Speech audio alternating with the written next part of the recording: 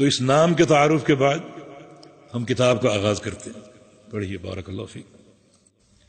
بسم الله الحمد لله والصلاة والسلام على رسول الله.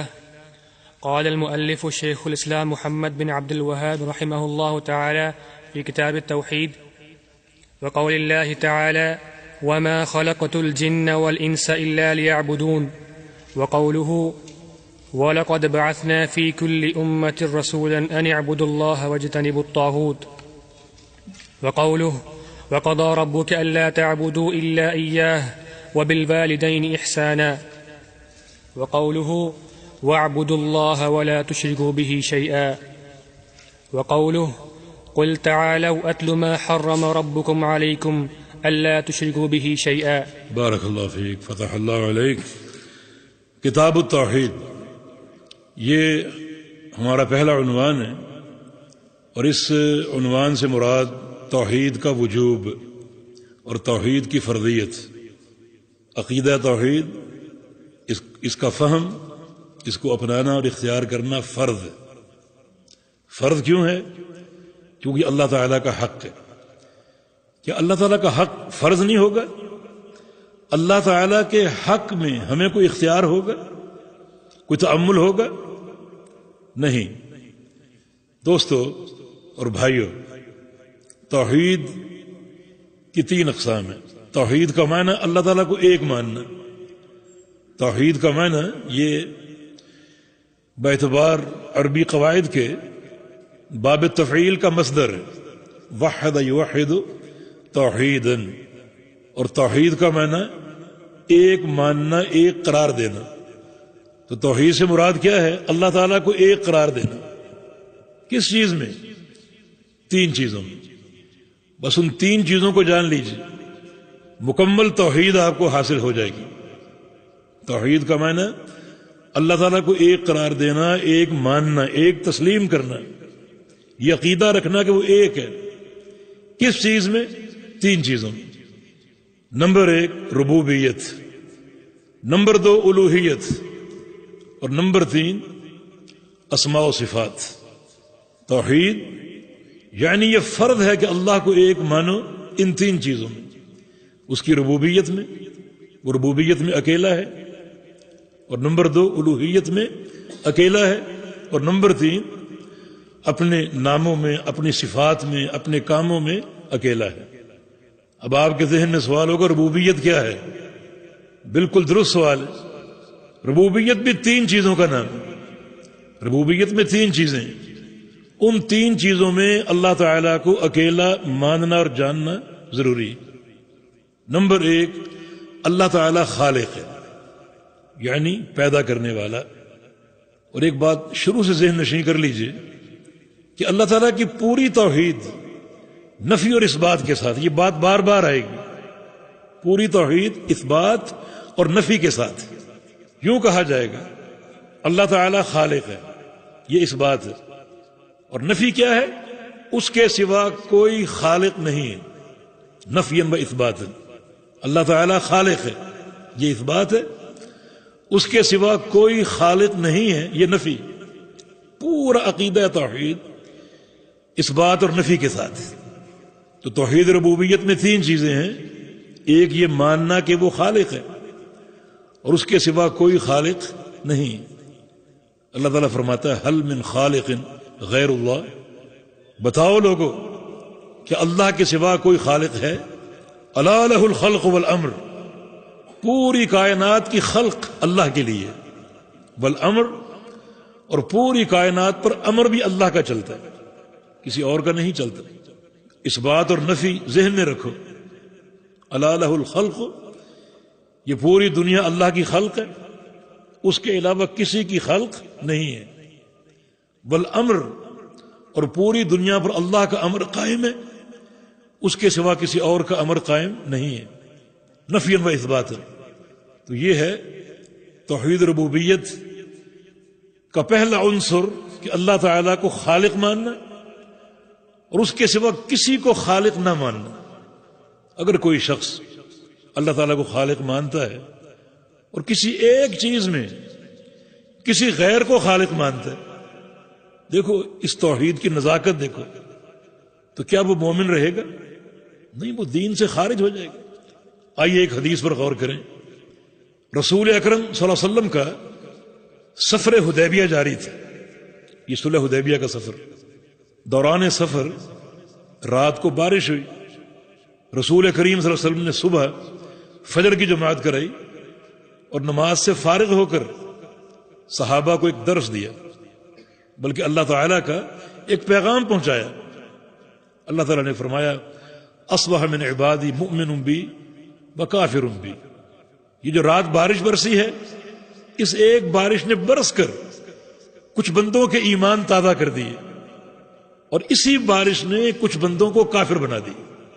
ایک ہی بارش نے کچھ بندوں کے ایمان تازہ کر دیے، اور اسی بارش نے کچھ بندوں کو کفر کی وادی میں دھکیل دیے۔ صحابہ کرام بڑا حیران و پریشان، یہ کیا معاملہ ہے؟ نبی علیہ السلام سے پوچھا کہ اس کی تفصیل کیا ہے؟ تو رسول اللہ صلی اللہ علیہ وسلم نے ارشاد فرمایا اما من قال مطرنا بفضل اللہ فهو مؤمن بی وکافر بالکواکب۔ جس شخص نے بارش کو دیکھ کر کہا یہ اللہ کا فضل ہے، یہ اللہ کی خلق ہے، اللہ کی دین ہے، اور اللہ کے امر سے اتری ہے، اس ایک جملے نے اس کے ایمان کو تازہ کر دیا، اس کا ایمان نکھر گیا، اس کے ایمان میں بہار آ گئی۔ اور جس شخص نے اسی بارش کو دیکھ کر کہا کہ مطرنا بنوع کذا، یہ تو فلاں ستارے کی تاثیر ہے، یا فلاں شخصیت کی دین ہے، اللہ کی نعمت کو منسوب کیا غیر اللہ کی طرف، فرمایا کہ ایک جملے سے وہ کفر کی وادی میں داخل ہو گیا۔ یہ توحید ربوبیت کی نزاکت آپ دیکھیں کہ توحید ربوبیت کے تعلق سے جنت اور جہنم کتنی قریب ہیں۔ ایک جملے نے انسان کو اور اس کے ایمان کو نکھار دیا اور وہ جنتی ہو گیا، اور ایک ہی جملے نے اس کے ایمان کو ختم کر دیا۔ ہمارے ہاں اللہ رب العزت کی نعمتوں کو کس طرح چن چن کے غیر اللہ کے نام منسوب کیا جا رہا ہے۔ اولاد فلاں دیتا ہے، روزی فلاں دیتا ہے، شفا فلاں دیتا ہے، اور پھر مزاروں کے طواف ہوتے ہیں۔ خواتین اولاد کے حصول کے لیے جا کر قبروں پر بیٹھتی ہیں، قبروں کی مجاورت کرتی ہیں۔ نعمتیں اللہ رب العزت کی، بیٹا اللہ دیتا ہے، اور نام کیا ہے؟ عطا محمد، محمد کی عطا ہے۔ بیٹا اللہ نے دیا اور نام کیا ہے؟ پیر بخش، پیر نے بخشا۔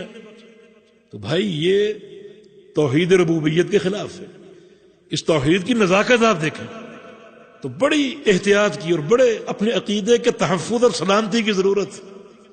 تو پہلی چیز کیا ہے توحید ربوبیت میں؟ اللہ تعالیٰ ہی خالق ہے، اس کے سوا کوئی خالق نہیں ہے۔ آپ کہیں گے کہ انسان تو ایٹم بم بنا دیتے، یہ خالقیت نہیں ہے؟ انسان نے گاڑیاں بنا دی، جہاز بنا دیے۔ بھائی خلق کا اصل معنی عدم کو وجود دینا ہے۔ جو آپ نے گاڑی بنائی، جہاز بنائے، ایٹم بم بنائے، وہ اللہ تعالیٰ کی دی ہوئی چیزوں کو جوڑ کر بنایا، خود کوئی چیز پیدا نہیں کی۔ مختلف اجزاء کو آپ نے جمع کیا، ان کو جوڑ دیا۔ اس میں لوہا استعمال ہوا ہوگا، لکڑی استعمال ہوئی ہوگی، اس میں اور بہت سے مواد استعمال ہوئے ہوں گے۔ وہ کس کی خلق ہے، کس کی دین ہے؟ اللہ تعالیٰ کی۔ آپ نے اللہ تعالیٰ کی دی ہوئی چیزوں کی ترکیب کی ہے، ان کو جوڑا ہے، آپ ان کے خالق نہیں ہیں۔ خلق کا اصل معنی کیا ہے؟ عدم کو وجود دینا، پانی کے بغیر پانی بنانا، مٹی کے بغیر مٹی بنانا، لوہے کے بغیر لوہا بنانا۔ یہ کس کی شان ہے؟ اللہ رب العزت کی۔ تو کیا ثابت ہو؟ اللہ تعالیٰ خالق ہے، اس کے سوا کوئی خالق نہیں ہے۔ وہی عقیدہ توحید نفی و اثبات ہے۔ دوسری چیز اللہ تعالیٰ مالک ہے توحید ربوبیت میں، اس کے سوا کوئی مالک نہیں ہے۔ اللہ تعالیٰ ہی مالک ہے۔ وَلِلَّهِ مُلْكُ السَّمَاوَاتِ وَالْأَرْضِ تَبَارَكَ الَّذِي بِيَدِهِ الْمُلْكُ۔ وہ ذات بابرکت، اس کے ہاتھ میں ملک ہے، پوری کائنات کی بادشاہت ہے، وہ پوری کائنات کا مالک ہے۔ آسمانوں اور زمینوں کا مالک اللہ ہے، اس کے سوا کوئی مالک نہیں۔ ما یملکون من قطمیر، جن جن کو تم اللہ کے سوا پکارتے ہو وہ قطمیر کے بھی مالک نہیں، قطمیر کے جن جن کو پکارا گیا، یہ آج پکارا جا رہا ہے یا قیامت تک پکارا جائے گا، وہ سارے اکٹھے ہو کر ایک قطمیر کے مالک نہیں۔ قطمیر کیا ہے؟ کھجور نہیں، کھجور کی گٹھلی وہ بھی نہیں، گٹھلی کے اندر ایک باریک دھاگا ہوتا ہے، وہ قطمیر۔ قطمیر کے بھی مالک نہیں، مالک اللہ رب العزت۔ توحید ربوبیت کا دوسرا عنصر، اور تیسرا عنصر ہے مدبر، تدبیر۔ اللہ تعالی ہی پوری کائنات کی تدبیر فرماتا ہے، اس کا امر جاری، اس کی تقدیر نافذ ہے۔ مدبر، اس کے سوا کوئی تدبیر کرنے والا نہیں۔ اب دنیا میں جو تغیر ہو رہا ہے وہ اللہ کے امر سے ہو رہا ہے۔ کوئی بیمار ہوتا ہے تو کس کے امر سے؟ اللہ تعالیٰ کی۔ اس مریض کو شفا ملتی کس کے امر سے؟ اللہ تعالیٰ کی۔ کوئی مالدار ہے تو کس کے امر سے؟ اللہ تعالیٰ کی۔ فقیر ہے، غریب ہے تو کس کے امر سے؟ اللہ تعالیٰ کی۔ ایک پتا تک جھڑتا ہے تو اللہ کے امر سے جھڑتا ہے، کسی اور کا امر نافذ نہیں ہے، صرف اللہ تعالیٰ کا امر نافذ، اور وہی تدبیر فرمانے والا ہے۔ وَمَن يُدَبِّرُ الْأَمْرَ، کفار قریش سے پوچھا گیا کہ کون ہے جو سارے معاملات کا مدبر ہے اور سارے معاملات کی تدبیر کرنے والا ہے، تو وہ کیا کہیں گے؟ صرف اللہ تعالیٰ۔ لَيَقُولُنَّ اللَّهُ، اللہ تعالیٰ ہی سارے امور کا مدبر ہے۔ یہ تین اقسام یا تین عناصر توحید ربوبیت کے، اور یہ توحید کی پہلی قسم ہے۔ توحید کی پہلی قسم کہ اللہ تعالیٰ رب ہے، یعنی خالق ہے، اس کے سوا کوئی خالق نہیں ہے، مالک ہے، اس کے سوا کوئی مالک نہیں ہے، مدبر ہے، اس کے سوا کوئی مدبر نہیں۔ وہ پوری کائنات کا نظام اللہ کے ہاتھ میں، یہ توحید ربوبیت۔ ایک ذرے تک میں کسی غیر کی دخل اندازی نہیں ہے، نہ خلقن، نہ ملکن، نہ تدبیرن۔ نہ کوئی ایک ذرے کا خالق ہے، نہ کوئی ایک ذرے کا مالک ہے، اور نہ کوئی ایک ذرے کی تدبیر کرنے والا۔ آپ کہیں گے ہم مالک ہیں، پیسہ ہمارے پاس، ہم اس پیسے کے مالک ہیں، ہم اپنے گھر کے مالک ہیں، اپنی دکان کے مالک ہیں، یہ ملکیت ہی تو ہے؟ نہیں، فرق ہے آپ کے مالک ہونے میں اور اللہ کے مالک ہونے میں۔ آپ کو گھر کس نے دیا؟ کیا آپ کا عقیدہ ہے؟ اللہ تعالیٰ نے۔ تو آپ مالک ہیں اللہ کی دین کے بعد، اللہ کی عطا کے بعد۔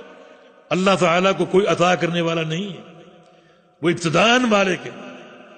آپ مالک ہیں اللہ کی عطا سے، اور آپ کی ملکیت محدود ہے، محدود چیزوں کی۔